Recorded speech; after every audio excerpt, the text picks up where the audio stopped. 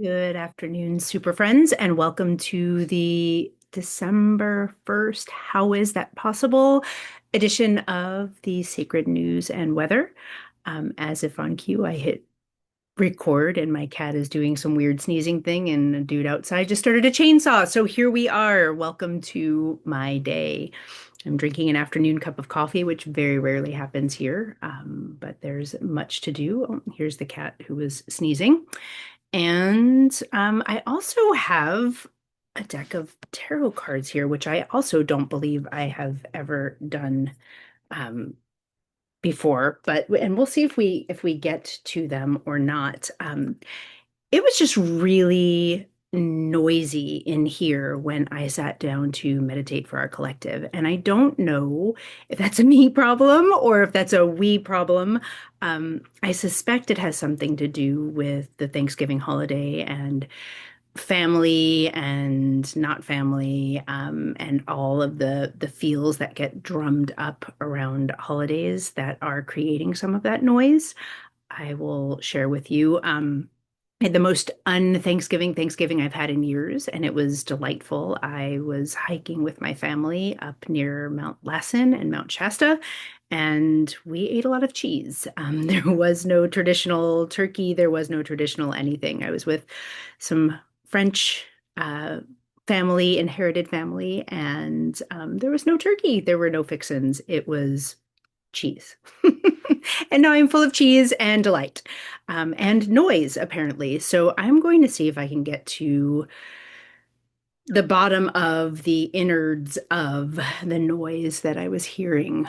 When I sat down to meditate, the image that I saw was an image of the Five of Swords from the Lightseers deck, which is basically a man holding his head like this, and crows are pecking at him.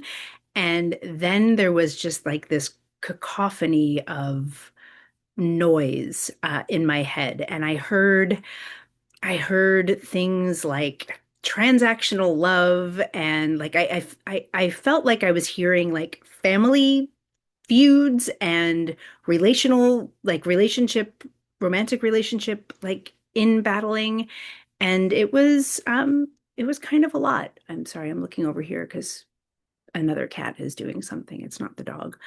Um, there's a lot happening out here in the collective. So I'm going to see if I can just close my eyes and get to the bottom or the insides of it. So starting with that Five of Swords imagery of the noise. Sometimes birds can be messengers, and that was definitely a flavor that was coming through in the what's the name of the deck? Starts with an L. The name is going to elude me. I want to say the Lemurian deck, but it's definitely not the Lemurian deck. Um, the image of the birds can mean messages coming in. It can often mean text messages going back and forth. And it wasn't the feeling of delight that was coming in with this message. It was the noise. It was like Hitchcock, the birds. It was a feeling of too much. And so I'm sitting with that image now. My whole scalp is tingling, my whole body's on fire. And when I ask for the next layer, what I'm hearing transactional love, but I'm also seeing um, my own maternal ancestral line.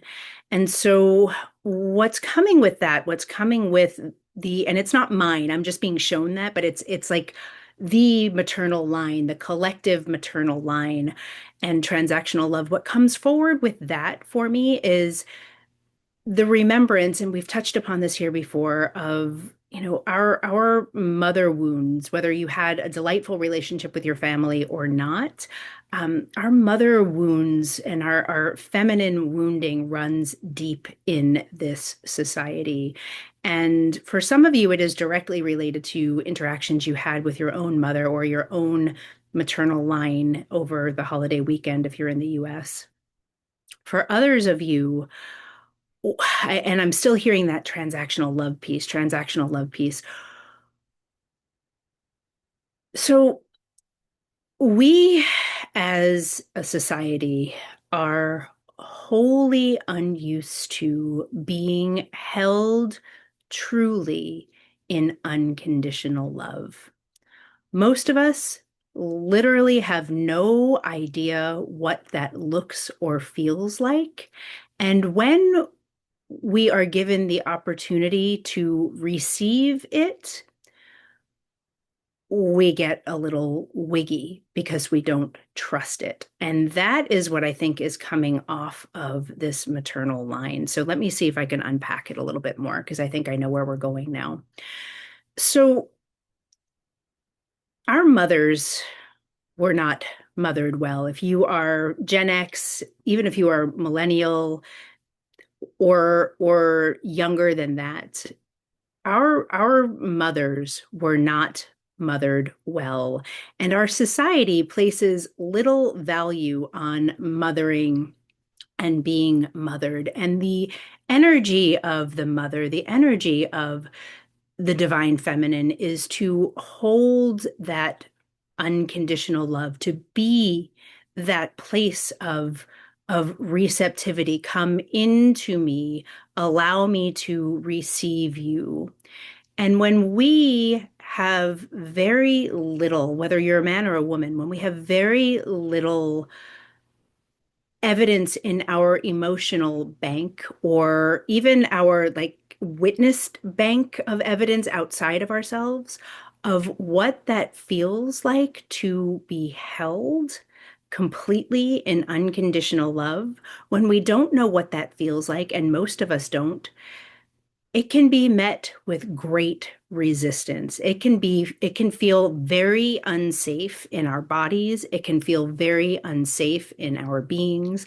And again, this doesn't even need to be relationship, romantic relationship. This can also be friendship. This can be like co-worker relationship. I'm what's coming forward now is an image of me in my last workplace where automatically when one person was sort of loving up on the whole, there was this energy of, oh, I must give back to you because I can't receive this without turning it around and giving you something, without turning around and giving you something, without turning you around and giving you something.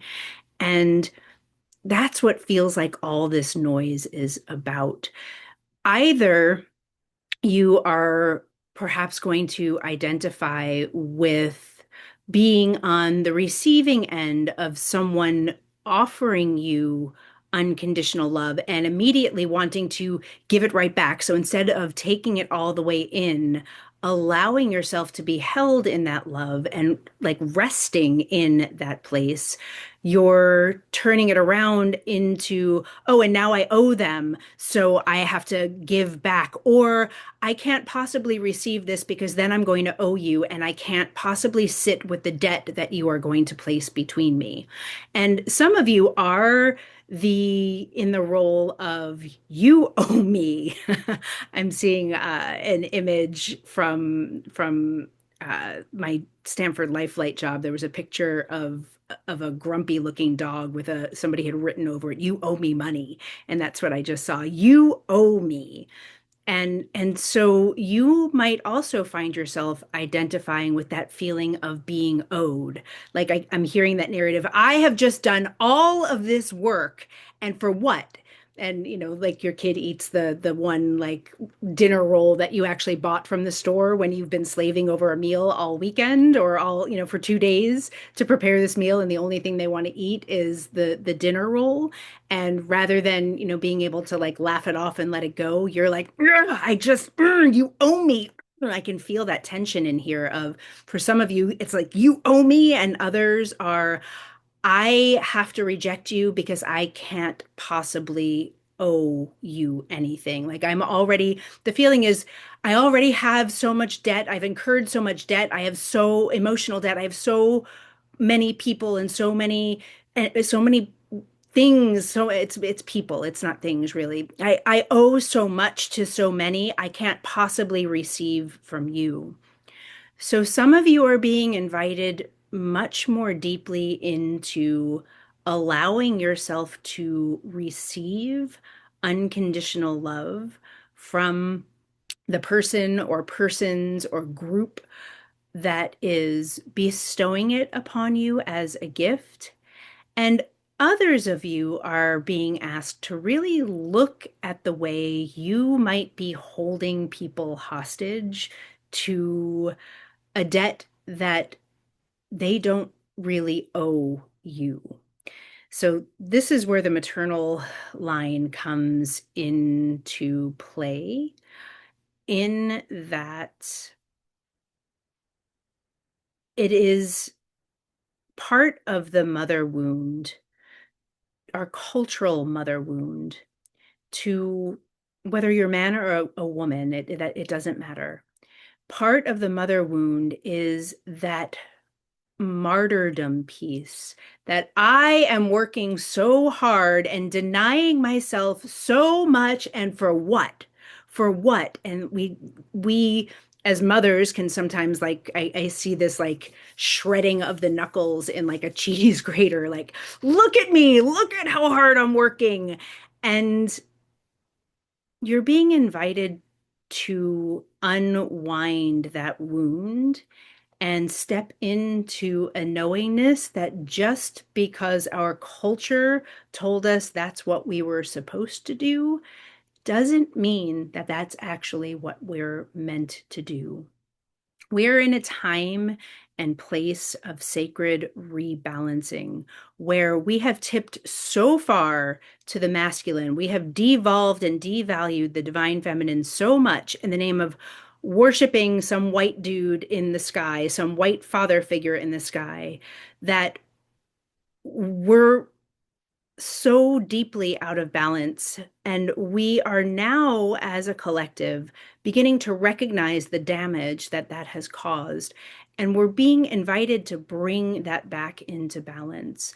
And part of that rebalancing act is asking yourself where you are over giving, where you are under receiving, and where you are holding on to. And I want to say there's no shame or blame in this. It's our absolute conditioning to believe in transactional love, to believe in that eye for an eye. And it's a it's bullshit. We are designed underneath all of the wounding to remember that we are all one, that we are all deeply connected, and that my loving of you can be reflected in you loving yourself without you needing to gut yourself to show me that you love me, and without my needing to gut myself in unconditional love to prove anything to you. The beauty of unconditional love is holding yourself and holding another and as many others as you can in that open, spacious, direct line of communication to spirit and to ferret, your heart space, holding that all open, holding yourself in the frequency and the remembrance that you, that I am, the I am that happens here at the heart. So the little I am happens at Yesod, at the sacral chakra, at that, in that pelvic bowl area. That's the little I am. Here at the heart is the big I am. And then we go to the third eye here, which is the third eye. And then here is the great I am. I am that I am, or I am the all that I am. Ashe, aher, Ahye, Asherah, Ahye in the Hebrew. I am that I am, or I am the all that I am. This is the great big I am. We're being asked to remember the big I here, and then the big I am up here at the branches in that higher connectivity place. And to recognize that actual real love, not this transactional bullshit that we have set up in our society, but real love comes in at this big, this is the Christ consciousness. This is Buddha. This is the big I here. It comes in here and resides in our heart. And it's only when we get into our wounded child in the sacral chakra that we start to get into that transactional love piece. And that's the wounded child. That's also the place of the good mother, the benevolent mother, where we get to parent ourselves and remind ourselves that we are love and that we are connected to love and that we come from love and we're going to love. And that's the place where we can heal that transactional love piece in our systems, which feels like what we're being invited into today. From that noisy messenger crow dude to the little I, the big I, the third I, and the I am. I'm just going to be quiet for a minute and see if there's anything else that wants to happen here. I feel like because I brought out the cards, I brought them out for a reason. So I'm going to shuffle them over a cat and see what comes and see if there's something more here. I can't shuffle with the cat very well. And my camera is sitting on a little table, so I don't really have very much table space.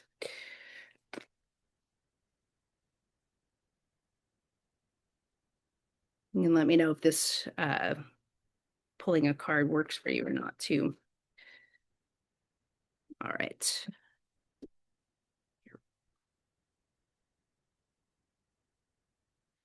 Let's see if there's anything else that wants to come here. Justice, balance. That's Libra. That's me. But she is the great equalizer, the great rebalancer. At the bottom of the deck, we have the King of Wands. That's Leo energy. That is the enterprising king. He has his wand. It can be very, very much masculine energy used benevolently. But the justice card coming in here feels like she's really the great equalizer. And we're being invited into bringing balance again, as I said, that with the divine masculine and the divine feminine, bringing everything into balance in order to remember that transactional love is not real and it's a construct of our patriarchy and our modern society. Do we want one more? Yeah, I'm going to choose one more. Let's see what we got. Five of Wands. Some of you are self-sabotaging. Self-sabotaging, as I talked about earlier, that's actually fitting here. Really holding on to the martyrdom, or holding on to the belief that you are unworthy of, or holding on to an old storyline, or holding on to this transactional love piece that is keeping you small, that is keeping you like spinning in that narrow little circle. The image here, though it's five little boys playing, really, what's coming through here is the self-sabotage and the like, the running in the same circle, like in that well-worn groove. Like you just can't get off of the well-worn groove. You're just going to keep going back to that old pattern, and you're going to keep going back and forth. And it's really, really either leaning back into the Four of Wands, which is just this beautiful stability. It's this beautiful, stable place. So to get out of this five, to get out of the self-sabotage place, and I know that you're going to, because we're going to get to the King of Wands, because that king was at the bottom of the deck. So we are moving on up in the world. But you can either rest back into the fours, into the stability of the Four of Wands, which is healthy relationship, which is strong foundation, which is like the good stuff. It can be healthy celebration for those of you who might have had unhealthy celebrations this Thanksgiving. It is actually like healthy family, healthy foundation, could be marriage, but it's the good stuff. So you can relax back into the fours to come out of the fives, or you can move forward into the sixes, which is that victory card. That six of wands is sort of the victory march. So you have moved through this infighting, this inner battle, this self-sabotage, and you've moved toward the sixes. What we do want to be careful, and it's coming through now, so I'm going to share it with you. The six of wands is can be a beautiful card. It is celebration, it is cause for celebration, it is success, it is victory, but it can also be egoic. It can be ego based. So make sure if you're going to be running in that well-worn groove, that that well-worn groove is not one of ego. Like the way you're going to get out of that pattern, the way you're going to get out of that self-sabotage, the way you're going to get out of the fives, if you're not going to go back into more stable territory in the fours, if you're going to go forward from your heart, from the big I here. Go forward from your heart and be connected to your highest self. Because if you're connected here, there's no danger of acting from that wounded child place. There's no danger of acting from the ego. There's no danger of acting from what's called the nefesh, from our like physical drives and urges. If you're coming from the heart and you're connected to your highest self, your victory is going to be like the true victory, the maybe hard won. Given the noise that I heard today, it feels kind of hard won, but you're going to move into true victory and you're going to keep going as opposed to staying in that pattern of self-sabotage. So you are being invited to look at the ways, whether it's martyrdom or that transactional piece or that needing to really work on your receiving here. You're going to look at this place and see what's here for you. And you're going to connect with your heart and you're going to connect with your highest self and you're going to move forward into where you are meant to go.